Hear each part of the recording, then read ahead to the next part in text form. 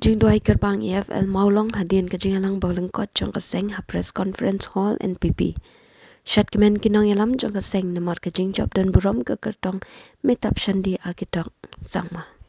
Minister, Jingialang Jong Isar, Deputy Chief Minister, Sir Tunson, Sir Snewha, but Cabinet Minister, Ialam yang lenti juga celah jadi atrai melanang kerkur kami MLA beron jadi mereka bagi kinong ialam juga parti baru frontal organisation bagi la atrai dan yo jadi kerja kerku saya simpan tu atrai itu ai bagi nang yetre sitom nau snem jo snem nagoi kapur saya kapur bagi nang yo biang nang yo ma bagi so kebecian lagi election kibanson kumju atrai gimdan ke bro iban pau ni ko ai kerja sumu ye me blay try blay report tam ban ai ki tikot ti khia kam tam ni sar jagi president jagi to state lagi spnai blade dementa mala ai ki tikot ki khia bai nangla sishu ban yelam ya state ke jagi bai ka party jagi satwai pat ki job na por se por ditangi ni ki tien ni ai ki sumu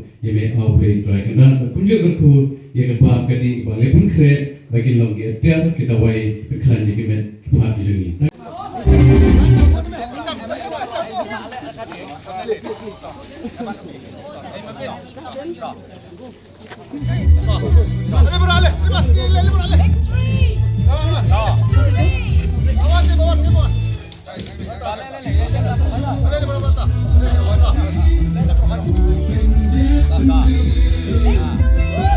Shot.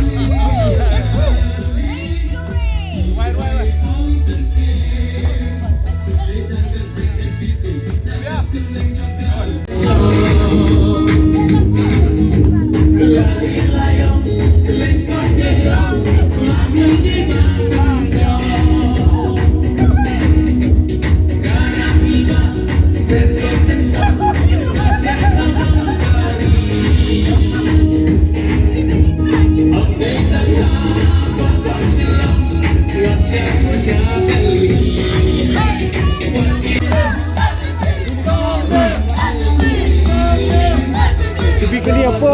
Kali tay surak ladan. Kalok rem? Hah? Ya kalok pat. Okay. Kali ke? Oh,